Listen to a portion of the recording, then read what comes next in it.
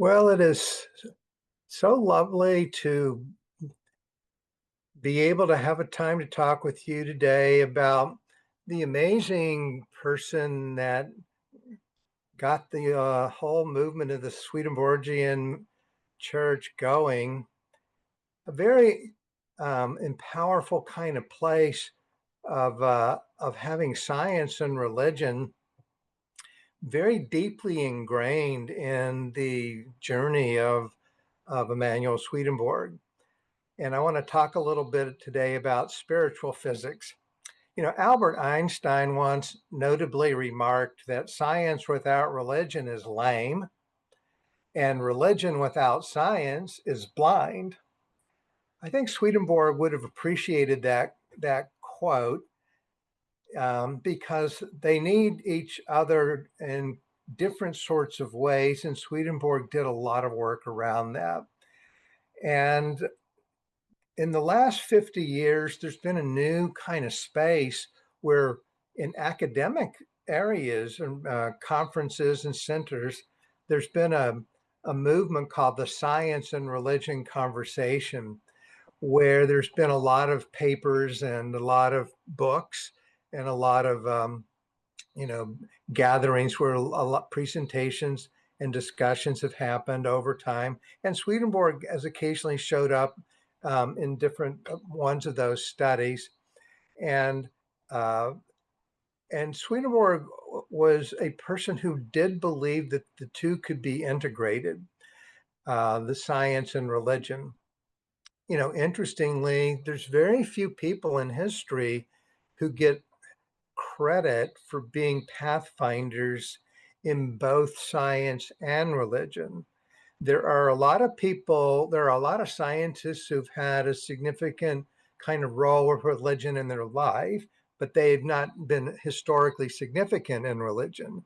And there's been plenty of people in religion who were very good at science, but very few people who made historic contributions in religion also made historic contributions in science. Swedenborg is on an extremely short list. It's not a double-digit list who's made historic conversations in both of those. I could list some of those, but I won't take any more time with it. They may come up in our discussion. I do like to talk about his science contributions, but those of us who have enjoyed understanding how his science mind played a big role in the way he understood spirituality, that there's an integration that happens in Swedenborg's own writings between his sort of mechanical view of the cosmos and the way in which the laws of how the natural order unfolds are very much the same kind of structural laws that unfold in our spiritual formation journeys if we are to evolve spiritually, which is not a given. And so to be this morning, to be playfully serious or seriously playful, I'd like to share what I call Swedenborg's three laws of spiritual physics. And the first one, he knew all about Isaac Newton, by the way, who comes up with the first laws of gravity. He tried to visit Newton in England, showed up at his apartment at the University of Cambridge, but Newton was out of town. And Swedenborg had some criticisms of Newton, but he had deep integrations of the laws of gravity. And the first spiritual law is that there's a spiritual gravity that is acting upon our souls without ceasing. This happens unceasingly inside of us through the force of our loves. Our loves are a force of attraction. That's what gravity is. It's a force of attraction. The center of our being constantly withstands a multitude of spiritual gravity in the form of all of our desires that pull our motivations and our minds nonstop in one direction or another, or multiple directions at the same time. In a collision of values that are actually necessary for the growth process, we experience different kinds of gravitational pulls over our souls, and we have to figure out how to go with the right kind of spiritual gravity towards God. Put more directly, he believes possible ends need to be experienced. By ends, meaning the ultimate end of a particular direction, in order for it to be assessed properly. And so we are designed as a kind of a spiritual laboratory for good and evil. We have to figure out what good really is and what evil really is. And we don't tend to really live our lives properly until we have some experience with it and get to know whether we really love something or really hate something. And the amount of these unseen forces, good and evil, would blow our minds if we could actually see them quantified on a graph. Though we are very used to feeling the power of all of that in our inner life, it's just simply called our life. And Swedenborg, who says life's very essence is shaped through the forces of spiritual gravity, because it creates this kind of gymnasium in our souls where we got all these weights that are pulling on our muscles that help us do muscle building. It's our soul making as we as we work out in the gymnasium of the gravitations of good and evil attractions. So there's such a thing as good spiritual gravity, and there's very much something called bad spiritual gravity. There's upward forces and a downward spiritual pulls, and we build our muscles up by praying and being aware of what's really going on in the consequences of what we're giving, of the gravitational attractions that we are giving ourselves to. We can go with attractions and we can resist them. And we learn that often in resisting certain attractions that we grow more powerfully toward other attractions that are superior to those attractions that we have learned to resist. Some gym tasks go very well, and some are really, really challenging for a long time. But the good news is that we can know that an integration comes with our spiritual and physical lives through through living with the forces of attraction inwardly as much as outwardly. A handy Swedenborgian saying is, pray as if it's all up to God, but work as if it's all up to you. So the first spiritual gravity law is that this first spiritual practice law is that there's this gravity that is working upon our souls unceasingly. The second spiritual law is that a right perception can increase a spiritual force. What does this mean? That a right perception can increase the force of what we are trying to preference. Now, you don't have to read a lot in Swedenborg to pick up on the fact that he emphasizes that the power of our minds to alter our spiritual reality for the better is one of the best tools we have. Our mind has force within it. There's a hallowed Swedenborgian maxim that's called truth leads. We spend a lot of our life being able to see farther than we can actually actualize, right? That's an important mismatch that is done by design.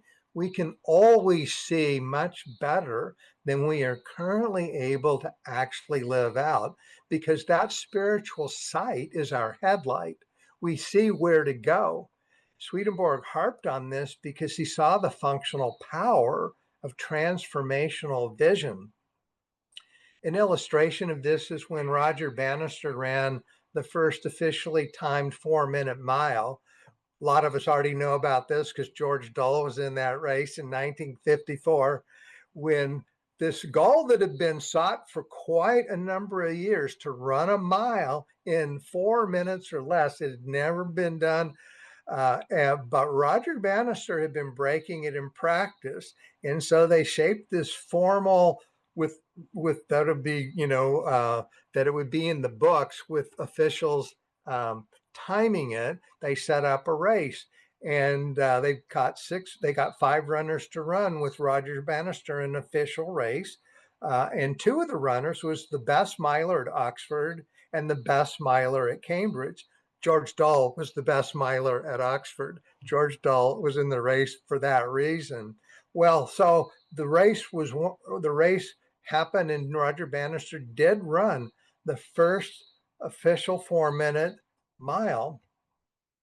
But then a very funny thing happened. Suddenly, after that race, within months, multiple other runners also broke it. And soon there were a bunch of people hopping over that.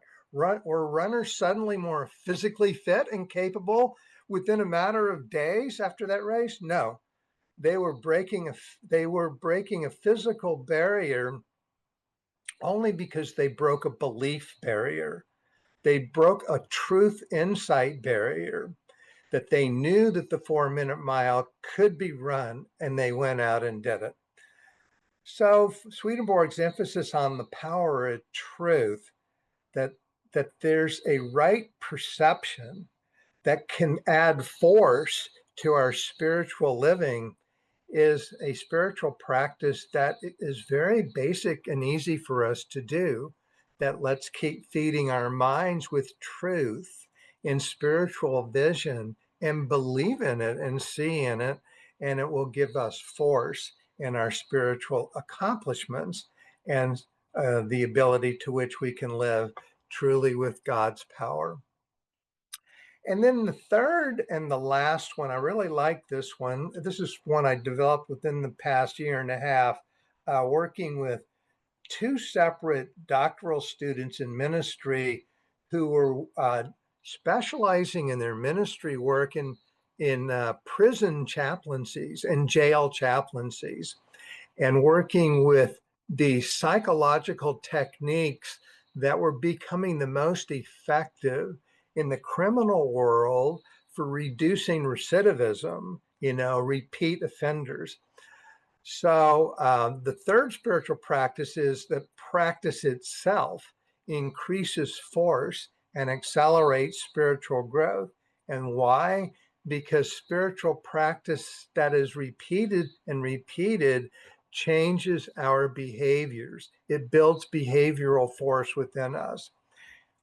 Professor David Dunaire, who's a professor of the history of science and ideas at the University of Lund in Sweden, he did his own doctoral dissertation on Swedenborg's geometry, which he believes is underappreciated in the history of science. Spiritual motion is Swedenborg's ideal geometric, I say spiritual, spiral. A spiral motion is Swedenborg's ideal geometric form due to its mathematical physics. And he contends that spiral motion is elemental everywhere throughout the created order. You can see the spiral motion happening throughout nature. And this same motion can be applied to our spiritual growth and formation. Well, what are you talking about, Reverend Jim?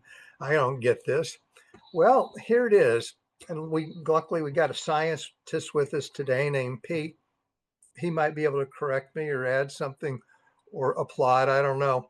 But the spirit in physics, the force in spirals accrues through what's known as the golden ratio, which in math is called the Fibonacci sequence.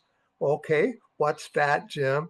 What's the Fibonacci sequence? Well, it's a series of numbers in which each number that comes next is the sum of the 2 preceding numbers, so that there's a proportional growing force mathematically or in mechanical physics that is accumulating in a Fibonacci sequence.